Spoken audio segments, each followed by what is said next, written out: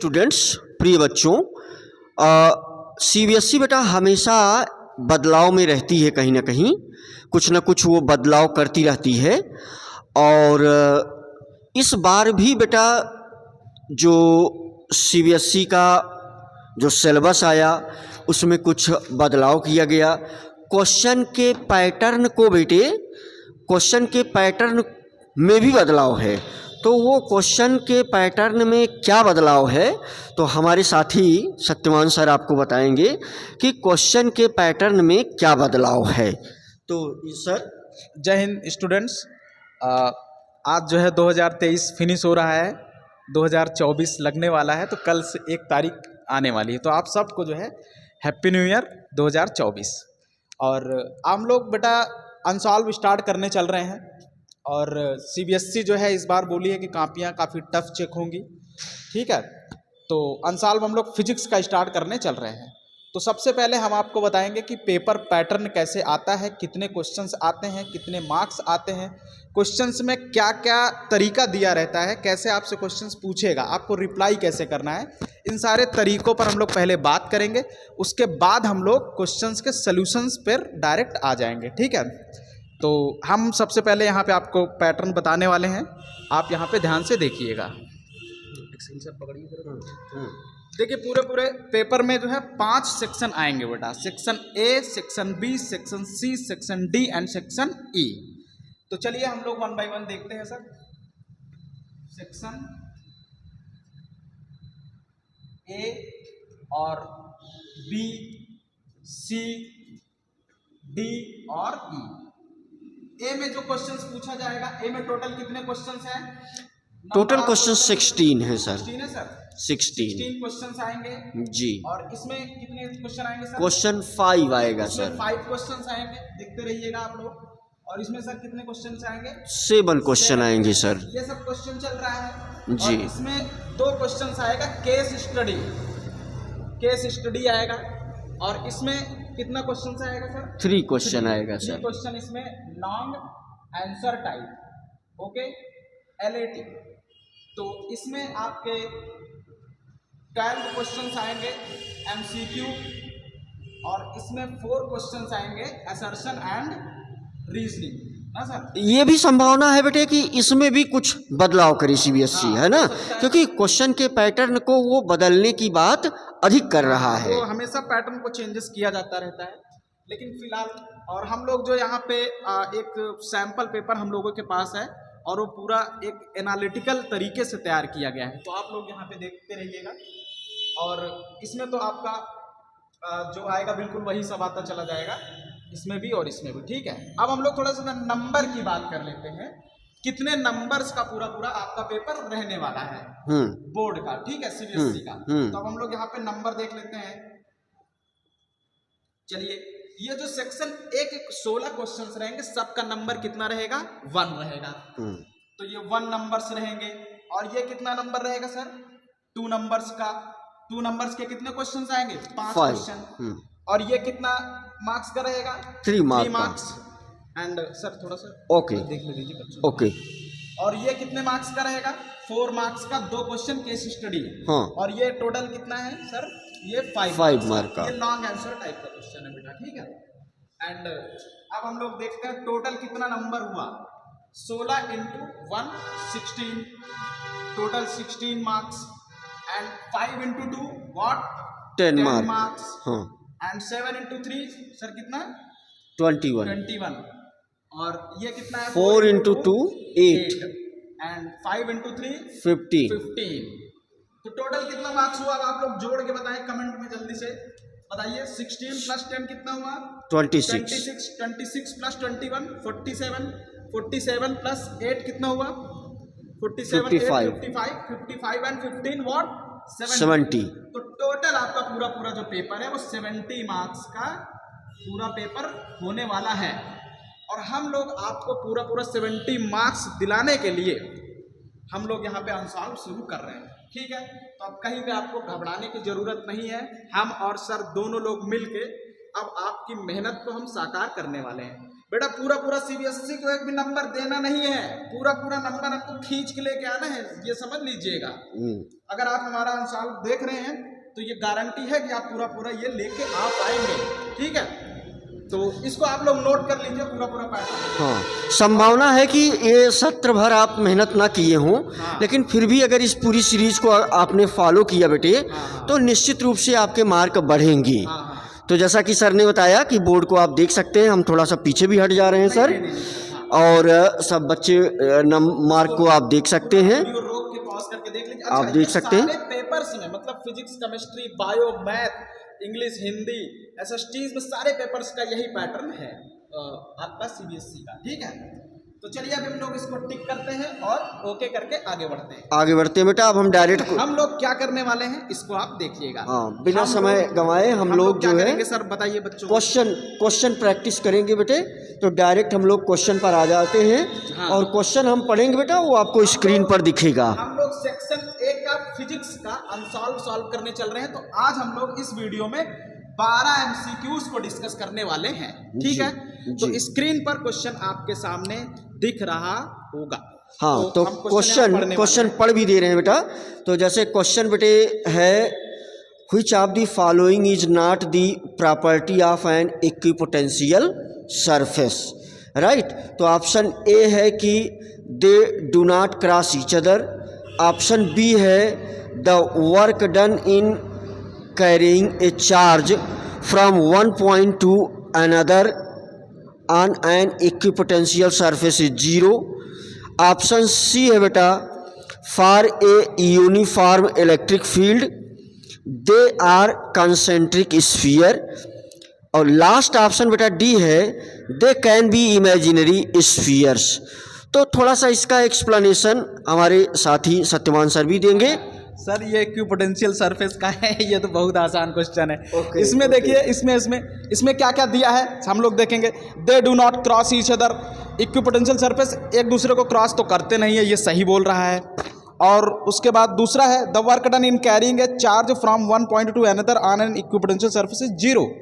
किसी equipotential surface पर, उसी सरफेस पर एक पॉइंट से दूसरे पॉइंट पर जाने के लिए कोई वर्क डन नहीं करना पड़ता, तो ये भी सही बोल रहा है। For a uniform electric field they are concentric spheres, ये गलत है, ये गलत है माय डियर स्टूडेंट। इसलिए क्योंकि यूनिफॉर्म इलेक्ट्रिक फील्ड कैसी होती है, इस तरह से होती है ना। और मतलब एक linear straight line, equidistance straight line, इसका जो इक्विपोटेंशियल सरफेस होता है वो इस तरह से होता है, प्लेन होता है, ओके। लेकिन यहाँ पे बोल रहा है कि कैसा होता है, स्फीयर। तो क्या स्फीयर होगा? नहीं, इसलिए सी स्टेटमेंट क्या होगा, रॉन्ग। मतलब वही आपका सही होगा, सी गलत है। और इसमें पूछ रहा है कौन सा गलत है, तो सी ऑप्शन। तो इसलिए सी ऑप्शन क्या होगा, करेक्ट। तो इसका प्लेन सरफेस का गैप भी, हर सरफेस के बीच का गैप भी सिमिलर होता है। हाँ, इक्विपोटेंशियल सरफेस का गैप भी सर सिमिलर हो जाएगा। और पोटेंशियल अलग अलग, जैसे ये एक इक्विपोटेंशियल है, इस पर पोटेंशियल अलग होगा, इस पर पोटेंशियल अलग होगा, ठीक है। अब हम लोग नेक्स्ट क्वेश्चन पढ़ने चल रहे हैं सर। तो an electric dipole displaced in an electric field of intensity 2 into 10 to the power 5 Newton upon Coulomb at an angle of 30 degree experiences a torque equal to 4 Newton meter. The charge on the dipole of dipole length 2 centimeter is। तो 7 microcoulomb first option है बेटा। Second option है 8 microcoulomb and third option है 2 microcoulomb and fourth option है 5 microcoulomb. हाँ, तो ये sir किसका है आप बताइए। तो ये इलेक्ट्रिसिटी चैप्टर का क्वेश्चन है। टार्क का डायरेक्ट फार्मूला आपको पता होगा कि torque is equal to P E sine theta होता है। हाँ। तो सर ने एकदम बिल्कुल करेक्ट बताया। सर मैं चाहूंगा कि आप ही इसको जो है सॉल्व करिए। निश्चित रूप से। हाँ, निश्चित रूप से। तो इसमें बेटे जो चीज़ें गिवन हैं, tau is equal to P E sine theta होता है। हाँ, तो जो फार्मूला होता है बेटा, तो tau is equal to P E sine theta. तो यहाँ पर बेटे जो ई है उसकी वैल्यू गिवन है। कितनी गिवन है सर? सर हमें चार्ज बताना है तो यहाँ P equal to Q into D रखिए। हाँ, निश्चित रूप से, निश्चित रूप से। तो लेकिन यहाँ E गिवन है सर, कितना गिवन है? सर दिया है 2 into 10 power 5। 2 into 10 to the power 5 newton upon coulomb. और यहाँ पर बेटे हम P के लिए जो हमारा फार्मूला है वो, हाँ, तो 2 सर Q इंटू डी, कि निश्चित रूप से Q इंटू डी होता है, ठीक है। और यहाँ पर 2A भी लिया जा सकता है। हाँ, लेकिन 2 हम सर इग्नोर करेंगे क्योंकि चार्ज इंटू डिस्टेंस होता है ना। ओ हाँ, राइट। तो ये हमसे पूछ रहा है बेटे इस क्वेश्चन में कि Q is equal to what. तो यहाँ पर हम थीटा की वैल्यू जो गिवन है वो 30 डिग्री गिवन है। तो इसका मतलब कि टाउ भी गिवन है, टाउ की वैल्यू गिवन है बेटे 4, 4।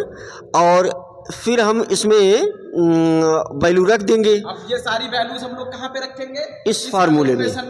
टाउ की वैल्यू क्या रखा जाएगा? टाउ की जगह पे 4 रखेंगे और P की जगह पे हम लोग क्या रखेंगे? Q into D. देखते रहे बिल्कुल। और E की जगह पे हम लोग क्या रखेंगे? ये वाली values 2 into 10 to the power 5। और साइन 30 की वैल्यू कितना होता है? 1/2। 2, तो 2 से 2 कैंसिल। अब हमको क्या बताना है? Q की वैल्यू। हाँ, बाकी सारी चीजें उधर चली जाएंगी। और D भी तो गिवन ही है सर। तो D भी, हाँ सर, D हमको दिया है 2 सेंटीमीटर, तो 2 सेंटीमीटर, तो is equal to 2 into 10 to the power -2 metre. और ये सारी वैल्यूज नीचे चली जाएंगी। तो 4 अपॉन D की वैल्यू कितना है? हाँ, 2 इंटू 10 पावर -2 इंटू 10 पावर 5। तो 2 1 जा 2, 2 2 जा 4। तो Q की वैल्यू आ जाएगी 2 इंटू, यहाँ से देखिए 5 - 2 कितना? 3 प्लस 3 ऊपर जाएगा तो -3। हाँ, 10 पावर -3 कूलम। कूलम। तो Q इक्वल टू हो जाएगा 2 मिली कूलम, क्योंकि 10 पावर -3 को मिली बोलते हैं। हाँ, क्लियर है? तो कौन सा ऑप्शन होगा? स्क्रीन पर देखिए, ऑप्शन नंबर C सही होगा। C करेक्ट ऑप्शन होगा। हाँ, तो मेरे ख्याल से सर थोड़ा सा बोर्ड को जरूर हम एक बार छोड़ दिया करेंगे कि बच्चे उसको साफ साफ देख लें। और मुझे लगता है कि थोड़ा सा हम लोग पीछे हो जाया करेंगे हर क्वेश्चन के बाद। एक बार थोड़ा सा सर और मैं चाहता हूँ, रोक के देख लेंगे बच्चे। Okay okay. तो चलिए हम नेक्स्ट क्वेश्चन बेटा जो स्क्रीन पर दिख रहा होगा, तो a metallic plate expose to white light emits electrons for which of the following colors of light the stopping potential will be maximum। तो बेटे स्टॉपिंग पोटेंशियल किसके लिए मैक्सिमम होगा? पहले तो सर ये क्वेश्चन जो है किसका है? Photo electric effect. हाँ, फोटो इलेक्ट्रिक इफेक्ट का क्वेश्चन है सर। फोटो इलेक्ट्रिक इफेक्ट का है। इसमें क्या बोला है sir? A metallic plate expose to white light, ठीक है। हाँ, इसमें क्या बोला गया है? एक ये आपका क्या है? सरफेस है, मेटालिक प्लेट है। हाँ, इस पे कौन सा कलर गिराया गया है? White light. हाँ, ये व्हाइट लाइट गिर रहा है जी, ठीक है। अब व्हाइट लाइट में अब यहाँ से क्या निकलेगा? इलेक्ट्रॉन निकलेगा कि नहीं निकलेगा? हाँ, इलेक्ट्रॉन का इजेक्शन होगा। इलेक्ट्रॉन का इजेक्शन ऐसे निकलता चला जाएगा। जी जी। तो कौन से इलेक्ट्रॉन को रोकने के लिए हमें हाई पोटेंशियल डिफरेंस अप्लाई करना पड़ेगा? हाँ, तो जिस इलेक्ट्रॉन की काइनेटिक एनर्जी ज्यादा होगी वही इलेक्ट्रॉन को यहाँ पे हम लोग हाई पोटेंशियल अप्लाई करके रोक पाएंगे। तो किसकी काइनेटिक एनर्जी ज्यादा होगी? जिसकी फ्रीक्वेंसी व्हाइट लाइट में जिस कलर की फ्रीक्वेंसी ज्यादा होगी, तो सर किसकी ज्यादा होती है? तो वायोलेट की। तो इसका मतलब यहाँ से जो है ये बी फार्मूला हम लोग जानते हैं। डायरेक्ट बता दीजिए। हाँ, वायोलेट की ज़्यादा होती है।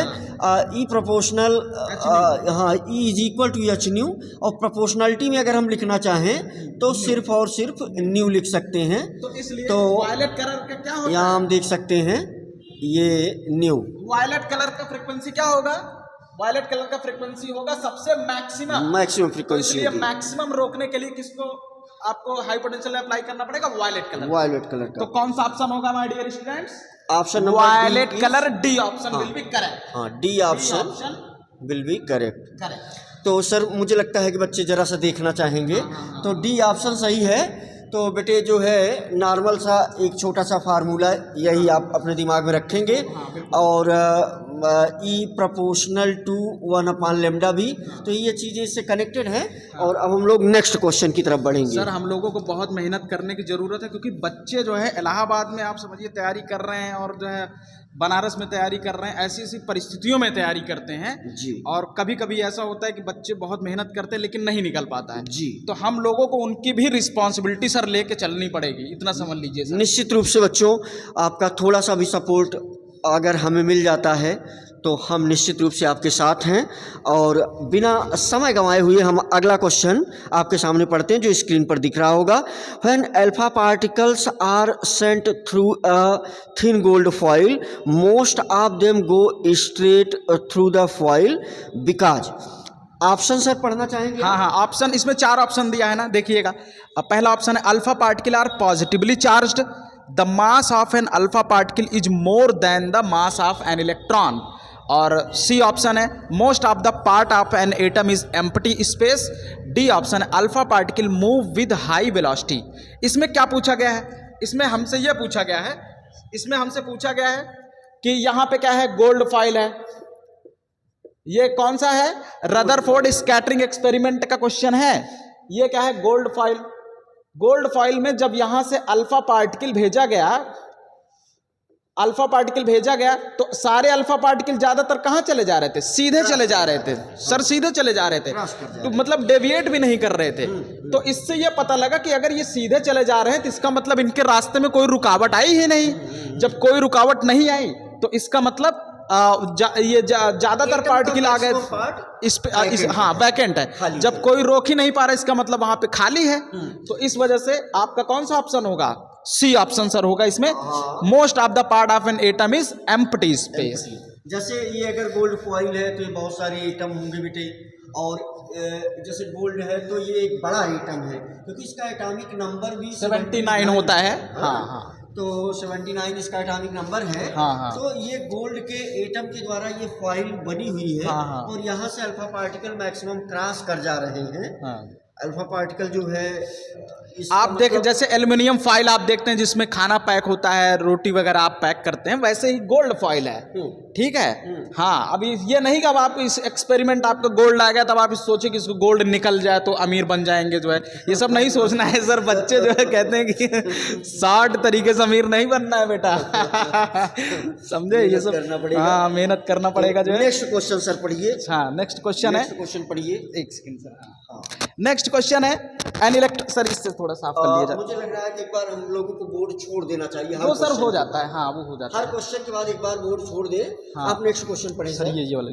हाँ, an electron is moving along positive x axis in a magnetic field which is parallel to the positive y-axis. In what direction will the magnetic force be acting on the electron? 4 option है। along minus x axis, along minus z axis, along plus z axis and along minus y axis। तो चारों options में कौन सा correct है इसको बताना है। तो देखिए इसमें हमें क्या क्या दिया है। एक इलेक्ट्रॉन है जो किधर चल रहा है? एक्स एक्सिस की तरफ। X axis. और मैग्नेटिक फील्ड किधर है? वाई एक्सिस की तरफ। तो इलेक्ट्रॉन जा किधर रहा है? इस साइड। और मैग्नेटिक फील्ड किधर है? वाई एक्सिस की तरफ। ओके। और में अपवर्ड डायरेक्शन। हाँ, अब हमें बताना है कि इस पर जो लॉरेंट जो फोर्स लगेगा वो किधर लगेगा। प्लस जेड इधर होगा और माइनस जेड उधर होगा, तो प्लस जेड की तरफ फोर्स लगेगा या माइनस जेड की तरफ फोर्स लगेगा। ओके। तो लॉरेंट फोर्स का फॉर्मूला क्या होता है? F equal to Q into V cross of D। Okay. लेकिन चार्ज इलेक्ट्रॉन पर निगेटिव होता है, इसलिए यहां पे हम लोग क्या रखेंगे? माइनस ऑफ Q और V क्रॉस ऑफ B। अब क्योंकि माइनस है तो इसलिए क्रॉस प्रोडक्ट क्या हो जाता है? इंटरचेंज हो जाएगा। तो Q into B cross of V। Sir जब माइनस लगेगा तो इसका डायरेक्शन भी अपोजिट हो जाएगा। तो अब हम राइट हैंड कर्लिंग रूल लगाएंगे। क्रॉस प्रोडक्ट में हमेशा राइट हैंड कर्लिंग रूल। पहले वेक्टर किधर है? B। अब B से हम लोग किधर काम करेंगे? X की तरफ। तो देखिएगा जब B से पहले अपने राइट हैंड को उठाएंगे, आप लोग भी उठाइए अपने राइट हैंड को, और उसके बाद B के डायरेक्शन में करिए। सर इससे इधर नहीं सर। हाँ, ये देखिए B के डायरेक्शन में हम लोग, B किधर है? ऊपर की तरफ। तो अपने इधर इसको ऊपर की तरफ। अब सर इधर लेके आइए X की तरफ। तो जब इसको नहीं, ऐसे नहीं, कर्ल करते हुए ये ऐसे कर्ल करते लाएंगे तो हमारा थंब किधर जा रहा है? इस साइड सर, अंदर की तरफ। तो अंदर की तरफ तो कौन सा था? Minus Z. हाँ। तो अंदर की तरफ हमारा जो था वो क्या था, माइनस जेड एक्सिस, बाहर की तरफ भी बेटा प्लस जेड एक्सिस था, जेड एक्सिस, और अंदर की तरफ जो है हाँ, माइनस जेड एक्सिस। तो इसमें कौन सा ऑप्शन होगा सर, इसमें option number B, minus Z axis sir. तो नेक्स्ट क्वेश्चन की तरफ हम लोग बेटा आगे बढ़ लेंगे, और एक बार हम स्क्रीन को छोड़ देते हैं कि आप देख सकें। कर लेते हैं ना, ओके ओके, कोई बात नहीं। तो ठीक सर, नेक्स्ट क्वेश्चन पढ़ते हैं। क्वेश्चन नंबर 6 है बेटा, the relative permeability of a substance X is slightly less than unity and that of substance Y is slightly more than unity, then option A, X is paramagnetic and Y is ferromagnetic, option B, X is diamagnetic and Y is ferromagnetic, and option C, X and Y both are paramagnetic and X is diamagnetic and Y is paramagnetic। तो sir इसका मतलब हाँ, इसमें दो substance दिया हुआ है, x और वाई। एक्स और वाई का सर एक सेकंड इसको, हाँ एक्स एक सब्सटेंस है, दूसरा सब्सटेंस है वाई। इसकी जो परमिएबिलिटी है वो क्या है, 1 से लेस देन, रिलेटिव परमिएबिलिटी। इसकी जो परमिएबिलिटी है वो क्या है, 1 से ग्रेटर देन। ओके, तो अब जैसा कि हम लोग जानते हैं कि अगर आपका ये सब्सटेंस है एक्स, जिसकी परमिएबिलिटी 1 से कम होती है, वो सब्सटेंस होता है डायामैग्नेटिक। Okay, diamagnetic. और ये आपका क्या हो जाएगा, पैरामैग्नेटिक। क्यों हो जाएगा डायामैग्नेटिक एंड पैरामैग्नेटिक, प्लीज यहाँ पे देखिएगा। इसलिए क्योंकि इसका जो काई होता है, इसको सर हम क्या बोलते हैं, ससेप्टिबिलिटी। जो इसकी ससेप्टिबिलिटी होती है वो निगेटिव होती है, वो 0 से कम होती है। इसकी ससेप्टिबिलिटी क्या होती है, वो 0 से ज़्यादा होती है और थोड़ा सा पॉजिटिव होती है। तो अब म्यू आर इक्वल टू कितना है sir, mu r equal to 1 plus chi, और ये थोड़ा सा निगेटिव होगा तो मान लेते हैं निगेटिव 0.2 ले लेते हैं। तो 1 और माइनस 0.2, क्योंकि निगेटिव होता है ना, तो कितना आ जाएगा सर, 0.8। तो देखिए 1 से कम आ गया कि नहीं आ गया, आप बताइए। हाँ, 1 से कम सर सही बताइए। हाँ, यहाँ देखिए, हाँ, तो ये आपका 1 से कम आ गया, ठीक है सर, पॉइंट लगा हुआ है ना, 1 से कम आ जाएगा। और यहाँ पे हमेशा क्या आ जाएगा, इसलिए म्यू आर ग्रेटर देन 1। तो ये आपका पैरामैग्नेटिक होता है और ये आपका डायामैग्नेटिक होगा। ओके, तो इसलिए इसमें सर कौन सा ऑप्शन होगा, आप बताएं जल्दी से। इसमें X आपका होगा बी ऑप्शन, नहीं बी नहीं, X is diamagnetic, Y is paramagnetic ना, D option. So D option will be correct, D option will be correct. समझ गए ना। हाँ, अब बेटा तुम लोग जो है एकदम डायामैग्नेटिक सब्सटेंस की तरह रहना, ये पैरामैग्नेटिक और फेरोमैग्नेटिक। सर ये बच्चे जो है ना, इस समय प्यार मोहब्बत वाला भी कॉन्सेप्ट चलता रहता है सर। तुमको अपोजिट चलना है, जब भी तुम अपना देखो बेटा, एग्जाम है तो जब भी तुम देखो तुरंत अपोजिट हो लो। अब ये नहीं कि तुम देखे तो तुम भी जो है पैरामैग्नेटिक हो गए, तुम भी चले गए। समझ गए ना, एग्जाम का टाइम है, और जब भी परीक्षा का टाइम होता है बेटा, तो अपने आप को एकदम ब्रह्मचर्य के सबसे नेक्स्ट लेवल पे रखना होता है। निश्चित इस बात को समझिए। निश्चित रूप से हम बिना समय गंवाए हुए अगले क्वेश्चन की तरफ बढ़ जाते हैं। तो बेटे इसमें नेक्स्ट क्वेश्चन है कि an ammeter of resistance of 0.81 ohm reads up to 1 ampere, the value of the required shunt to increase the range of 10 ampere is। Option A बेटा इसमें बोर्ड पर दिख रहा होगा 0.9 ओम, और ऑप्शन बी जो है वो 0.09 ओम है, ऑप्शन सी है 0.03 ओम, एंड ऑप्शन डी है 0.3 ओम। तो इसका देखिए ये जो है आप किसका सर क्वेश्चन है जानते हैं, ये अमीटर का क्वेश्चन है ना। तो अमीटर हमेशा जब भी लगाएंगे, अमीटर का यहाँ पे जैसे मान लीजिए कि एक आपका ये यहाँ पर शंटिंग किसको बोलते हैं सर, उसके पैरेलल में जब हम लोग एक हाई रेजिस्टेंस अप्लाई कर देते हैं तो उसको हम लोग शंटिंग बोल देते हैं, ठीक है। तो जैसे यहाँ पे मान लीजिए एक करंट कोई आई सर, यहाँ पे आई, और इसका नाम क्या रख दिया हम लोगों ने, इस रेजिस्टेंस का नाम हमने रख दिया ए, और इसका नाम रख दिया एस। तो यहाँ पे जो आई करंट आएगी तो आई ए करंट कहाँ चली जाएगी, आई ये करंट सर इस वाले से चली जाएगी। इसको जो ये रजिस्टेंस है इसको हम लोग बोलते हैं, इस रजिस्टेंस को हम लोग बोलते हैं शंटिंग रजिस्टेंस। तो इसकी वैल्यू हमको बतानी है।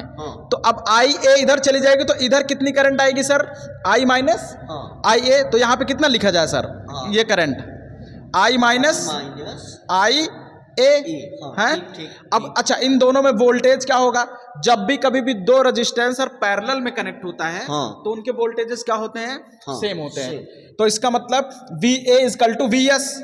सो V A equal to V S. V A कितना है, आई इंटू ए, आई इंटू ए, और ये कितना हो जाएगा, आई minus I A into S. तो हमें एस की वैल्यू बतानी है। तो एस इजकल टू हो जाएगा I upon I minus I A into A. A is the resistance of this. Sir values क्या क्या दी हुई हैं सर, तो इसमें जो है आई की वैल्यू कितना है, आई 1 एम्पियर। 1 एम्पियर, हाँ आई की वैल्यू 1 एम्पियर दी गई है जी सर। और इसमें जो इसका रेजिस्टेंस लगा हुआ है, हाँ हाँ 0.81 ओम है। हाँ हाँ और 0.81 ना सर। तो अब उसके बाद आपका कितना आ जाएगा, 1 अपॉन, अच्छा हमें हाँ ठीक है सर। तो कितना हो जाएगा 0.81 अपॉन ये 1 माइनस 10 कितना हो गया, 9।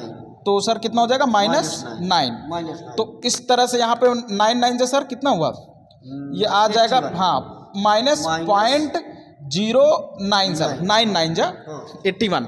तो सर एक सेकंड, हाँ यहाँ पे देखिए 0.0, क्योंकि रेजिस्टेंस है तो हमेशा ये पॉजिटिव में ही होगा।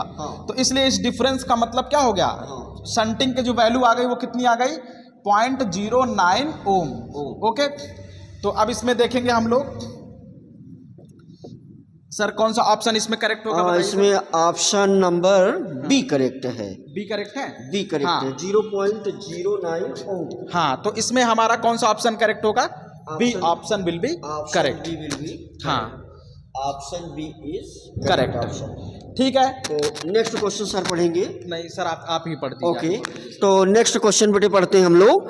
तो इसमें क्वेश्चन नंबर 8 है, an electron with angular momentum L moving around the nucleus has a magnetic moment given by. तो बेटा ऑप्शन ए आपको दिख रहा होगा बोर्ड पर, EL/2m। ऑप्शन बी है EL/3m एंड ऑप्शन सी है EL/4m एंड ऑप्शन डी है EL/m। तो सर जो है इसका आंसर, इसका फार्मूला मुझे लगता है कि बच्चों को डायरेक्ट याद कर लेना चाहिए। इसका बेटा डेरिवेशन है, ये आपको बता रहा है कि magnetic moment of an atom. तो हम बड़े बड़े मैग्नेट के बारे में तो पढ़ते हैं, लेकिन एटम का जो मैग्नेट होता है उसके पास मैग्नेटिक बिहेवियर जो होता है उसको हम लोग बोलते हैं मैग्नेटिक मोमेंट से उसको डिफाइन करते हैं। तो इसका डायरेक्ट आप रख लीजिए, एक एटम का जो मैग्नेटिक मोमेंट होता है ऑर्बिटल के कारण, तो वो कितना होता है सर, EL/2m होता है सर। सर ये करेक्ट है। तो हाँ, ये करेक्ट ऑप्शन है। और मुझे लगता है कि इस फार्मूले को आपको याद रखना है। इसको याद रख लीजिए। मैं यहाँ पे आपको ये वैल्यू भी बता देता हूँ। हाँ, क्या है, charge of the electron. Electron है, तो इलेक्ट्रॉनिक चार्ज हो गया। हाँ, इलेक्ट्रॉनिक चार्ज हो गया। हाँ, और m क्या है, मास ऑफ द सर, हाँ, इलेक्ट्रॉन, हाँ, मास ऑफ इलेक्ट्रॉन, हाँ, and L is the angular momentum, L is the orbital angular momentum। तो इसका मतलब इसमें जो है ऑप्शन ए ही सही है, EL/2m। तो इसका मतलब हाँ, ए ऑप्शन करेक्ट है। तो बिना टाइम सर गंवाए हुए अगले क्वेश्चन को पढ़ते हैं। तो क्वेश्चन नेक्स्ट है, बोर्ड को थोड़ा सा तो नेक्स्ट क्वेश्चन बेटा आपको स्क्रीन पर दिख रहा होगा, the large scale transmission of electrical energy over long distance is done with the use of transformers. The voltage output of the generator is stepped up because of reduction of current। Option B बेटा given है कि reduction of current and voltage both and power loss is cut down. तो D option में A और सी दोनों option दिया गया है बेटा तो ये थोड़ा सा आप याद भी रखेंगे। पहले आप ये बताइए कि जो है आप बिजली का बिल देते हैं कि नहीं? हाँ, निश्चित रूप से, ईमानदारी से बताइए। हाँ, निश्चित रूप से देता हूँ। निश्चित रूप से हम सभी को देना चाहिए, भारत सरकार की हेल्प करनी चाहिए बेटा, क्योंकि हमारी ही मदद से वो सब कुछ चीज़ें होती हैं। देखिए अब ये जो आपके घर में वोल्टेज सप्लाई आती है, ये क्योंकि जहाँ से चलता है वहाँ पे 11,000 वोल्ट डेवलप होता है और आप घर पे कितना इस्तेमाल करते हैं? सिर्फ 220 वोल्ट। तो कैसे इतना हाई वोल्टेज वहाँ पे डेवलप होता है और हमें सिर्फ मिलता 220 है? तो बेटा जो लॉन्ग डिस्टेंस तक हम लोग अपने पावर लाइंस को सप्लाई करते हैं तो वो ट्रांसफार्मर की हेल्प से ही सप्लाई करते हैं, ठीक है? तो ट्रांसफार्मर की हेल्प से कैसे सप्लाई करते हैं? ट्रांसफार्मर क्या काम करता है? वोल्टेज को बढ़ाने का भी काम करता है और वोल्टेज को कम करने का भी काम करता है। वोल्टेज को बढ़ाने के लिए हम लोग sir step up transformer use करते हैं। तो स्टेप अप ट्रांसफार्मर में देखिएगा, ये आपका एक ट्रांसफार्मर होता है, तो यहाँ main power lines sir, main power lines है। यहाँ से हम लोग क्या करते हैं? हाई वोल्टेज से हम लोग क्या करते हैं? यहाँ से हाई वोल्टेज रहता है, तो जब हाई वोल्टेज रहेगा, स्टेप अप ट्रांसफार्मर यहाँ रहेगा, तो हम लोग क्या करेंगे कि यहाँ पे जो करंट होगी उसकी वैल्यू क्या हो जाएगी? कम हो जाएगी। तो हम लोग यहाँ पे लेस करंट, ओके, और यहाँ रिडक्शन ऑफ करंट। हाँ, रिडक्शन ऑफ करंट सर। और ये जो आपका यहाँ पे ट्रांसफार्मर होता है, इसको हम लोग कौन सा यूज करते हैं? स्टेप अप ट्रांसफार्मर, ठीक है? तो जब यहाँ पे आपका करंट कम होगा तो हम लोग क्या करेंगे? पावर की वैल्यू क्या होती है इलेक्ट्रिसिटी में? I² into R। तो जब I कम होगा तो पावर लॉस भी कम होगा।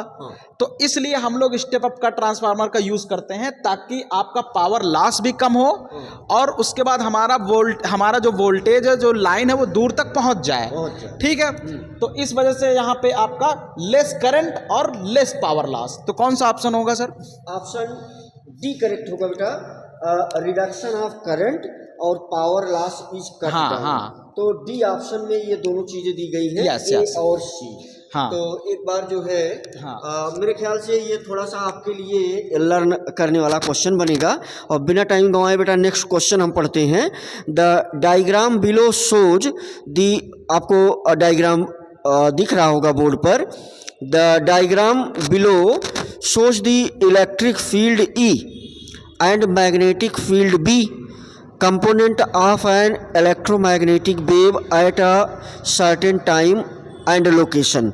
तो बेटा फिगर आपको दिख रहा है, इसमें क्वेश्चन है कि the direction of propagation of the electromagnetic wave is. तो इसमें ऑप्शन ए गिवन है, perpendicular to E and B and out of plane of the paper, perpendicular to E and B and into the plane of the paper, parallel and in the same direction of the E, parallel and in the same direction of B। तो ये figure जो है sir, इसको बना दिया जाए। Figure देखिए, एकदम जो आपको दिख रहा है, देखो वही फिगर हम बोर्डवा पे छाप दे रहे हैं। इसको देख लीजिए। ये सर कैसा है? ई नीचे क्या है? तो ई है और इधर बी है। अच्छा, मैग्नेटिक। और सर हमें बताना क्या है? इलेक्ट्रोमैग्नेटिक वेव का डायरेक्शन। और डायरेक्शन के लिए क्या होता है? K = E cross of B, ठीक है बेटा? अपना 2.5 किलो का हाथ उठाओ जरा, और 2.5 किलो का राइट हैंड हाथ उठाओ और उसके बाद जो है इसको नीचे ई की तरफ अपना हाथ ये करो, ठीक है? और इसको बी की तरफ ले जाओ, पहला वेक्टर से दूसरे वेक्टर की तरफ ले जाओ। तो सर ये देखिए, नीचे है ना ई, पहला वेक्टर नीचे है ना, राइट हैंड को कैसे ले जाओ नीचे, उसके बाद बी की तरफ ले जाओ। अब उसके बाद ये जो आपका इधर जा रहा है आपकी तरफ ना, वही आपका डायरेक्शन हो जाएगा। तो इधर आपका डायरेक्शन हो जाएगा।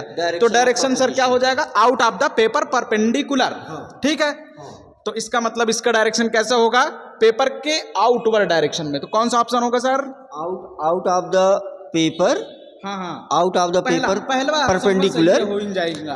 तो yes sir, perpendicular to E and B and out of plane of the paper. इसका मतलब option A, option A is correct.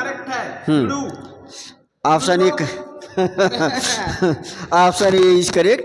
अच्छा, नेक्स्ट क्वेश्चन बेटे फटाका देख लेते हैं। Question number 11। In a coil of resistance 100 ohm a current, board पर उस पर दिख रहा होगा आपको, a current is induced by changing the magnetic flux through it.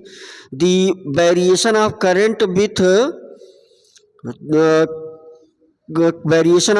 with time is as shown in the figure. Figure बेटा दिख रहा है, तो इसमें magnitude of change in flux through coil तो सर इज, डायग्राम बना दिया जाए।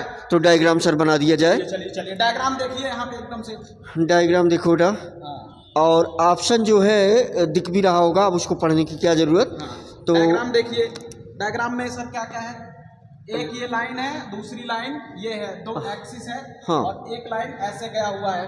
हाँ, तो यहाँ पे कितना है, ये टी एक्सिस है, यहाँ पे 0.5 सेकंड है। हाँ। और 10 उसके बाद एम्पीयर। यहाँ पे 10 एम्पीयर। हाँ आई है, और ये क्या है 10 एम्पीयर। हाँ। ओके, और सर बताना क्या है। हाँ, इसमें क्वेश्चन पूछ रहा हाँ, है। इसमें रेजिस्टेंस आपको दिया गया, एक कॉइल है, यहाँ देखो, यहाँ एक कॉइल है, इसका रेजिस्टेंस क्या है 100 ओम ना, ठीक। रेजिस्टेंस 100 ओम है। हाँ। अब हमको क्या पूछ रहा है sir, flux. Magnitude of change in flux. हाँ, magnitude of change in flux. देखिए फैराडे का इलेक्ट्रोमैग्नेटिक इंडक्शन क्या कहता है। अब इतना थोड़ा बहुत तो पढ़ना पड़ेगा ना। अब आप सोचोगे कि हम एकदम से कुछ ना पढ़ के आए, अब सॉल्व करोगे। फिजिक्स ब्रह्मांड का सबसे हार्ड सब्जेक्ट है सर, इसको हल्के में लेंगे तो आप खुद ही हल्के हो जाएंगे। लेकिन आप करेंगे कि हाँ, यही बोर्ड पर ही इनको सब कुछ दे दिया जाए। अच्छा, कुछ ना कुछ जरूर दीजिए इसके विषय में। अच्छा अच्छा। हाँ, हाँ। तो चलिए ठीक है, हम लोग पूरी कोशिश करेंगे कि आप इसको समझते रहें। हाँ। लेकिन जो मैं बोलूं हाँ। उसको आप लिखते भी चलें और पूरा फार्मूला भी सारा काम करते चलें। हाँ। तो फैराडे का इलेक्ट्रोमैग्नेटिक इंडक्शन क्या कहता है, हाँ। जो वोल्टेज ई ईएमएफ ई बराबर क्या होता है d phi upon d t. Ohm's law के हिसाब से V इक्वल टू क्या होता है I इंटू आर। तो ये तो वोल्टेज ही है, इसलिए इसकी जगह पे सर हम लोग क्या कर देंगे I into R. I into R equal to d phi upon d t. और हमें बताना क्या है, magnetic flux, magnitude of flux. तो डी फाई बताना है, तो ये डी टी कहाँ चला जाएगा, इधर आ जाएगा। देखिएगा d phi equal to I d t into R. Okay, अब आई डी टी क्या हो जाएगा, अब आई इधर डी टी इधर, तो इसका मतलब area of this graph. Okay, तो इसका मतलब हो जाएगा area of graph into R. Area of graph क्या हो जाएगा, ट्रायंगल का एरिया नहीं मालूम है, क्लास 10th की मैथमेटिक्स से, अब अगर नहीं आया तो कसम से फोन से निकल के बहुत मारेंगे तुमको हम। तो एरिया ऑफ द ग्राफ कितना हो जाएगा, अरे नहीं, लेकिन हम लोग मारने वाले टीचर नहीं है, तुम लोग ये डर ना जाया करो।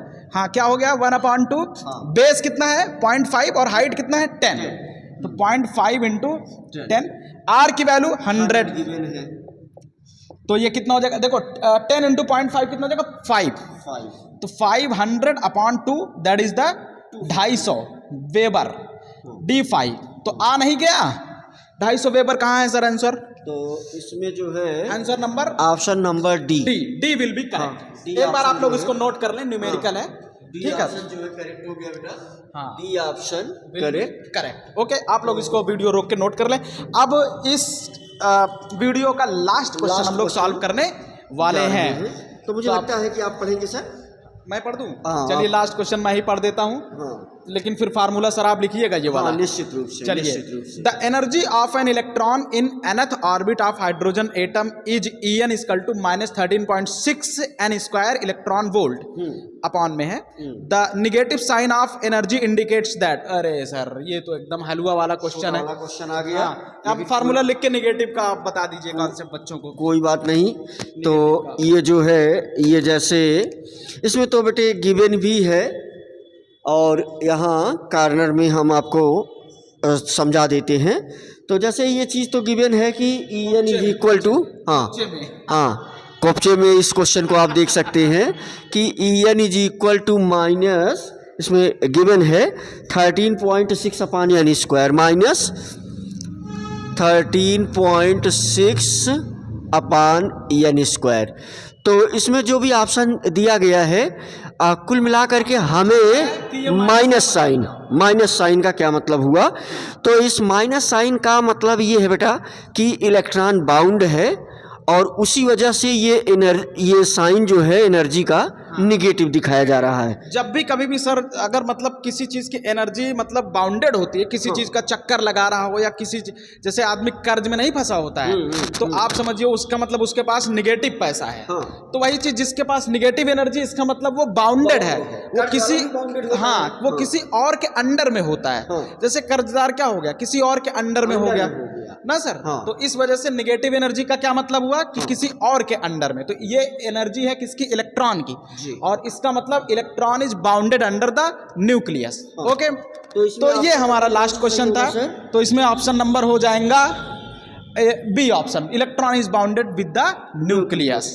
तो ठीक है बेटा, आज का हमारा सेशन यहीं पर। तो आज हम लोगों ने जो है बहुत बेहतरीन तरीके से आपके सपोर्ट के साथ और आपके मतलब डेडिकेशन के साथ हम लोग ये 12 क्वेश्चन MCQ सॉल्व कर चुके हैं। ठीक है, और नेक्स्ट वीडियोज हमारे आपको लगातार मिलते रहेंगे। और हम सोच रहे हैं सर कि पूरी फिजिक्स जो है इस सीरीज में इस पॉइंट ऑफ व्यू से, एग्जाम पॉइंट ऑफ व्यू से आप लोग इसे कंटिन्यू फॉलो करें। और बेटे आपके सपोर्ट से ही हम आगे सपोर्ट आप बढ़ेंगे, तो हम लोग जाहिर है कि आपको बहुत अच्छा परफॉर्म करके दिखाएंगे। और प्लस आपको एग्जाम में लिखने का तरीका भी बताएंगे। ये तो ऑप्शनल था, खटाखट हम लोग बताते चले, इसलिए कुछ ना कुछ बता दिया गया। वाले में कैसे लिखना है, कैसे क्या करना, पूरी लैंग्वेज हम आपको देंगे पूरा। अब आपको कहीं मतलब जरा सा भी थोड़ा सा भी परेशान होने की जरूरत नहीं है। तो इस वीडियो को यहीं एंड करते हैं सर, यहीं एंड किया जाए। ओके, तो कुछ कहना चाहेंगे लास्ट में बेटे? बस आखिरी इच्छा तो अब तो हम आपके साथ लगातार बनने वाले हैं बेटा। लेकिन ये तो बस हम लोग यही कहेंगे कि देखिए ये साल सर खत्म हो रहा है। और जो भी चीज़ें थी उसको आप फिनिश करिए। और उसको बहुत ज़्यादा रिग्रेट करने की ज़रूरत नहीं होती है। जीवन है और जीवन हमेशा प्रेजेंट से ही आगे बढ़ता है। पास्ट तो गया, पास्ट आपके कंट्रोल में नहीं होता है सर। एक बात बार कहते रहते हैं, काम से समझौता नहीं, काम से समझौता नहीं। तो इसलिए जो है हम लोग काम करो बेटा, वर्क करिए जो है। ठीक है, तो चलिए अब हम लोगों को इजाज़त दीजिए, मिलते हैं अब आपसे अगले। अच्छा, सेक्शन अभी भी हम लोग स्टार्ट करेंगे। तो सेक्शन ए का 12 क्वेश्चन था, अभी 4 क्वेश्चन असर्शन एंड रीजनिंग बाकी है। तो सेक्शन बी जब हम लोग स्टार्ट करेंगे तो वहां पे वो डिस्कस करके आगे बढ़ जाएंगे। ठीक है, तो चलिए फिर अब थैंक यू बेटा। जय Hind and thank you for join me, thank you for supporting me and thank you for watching me. Thank you.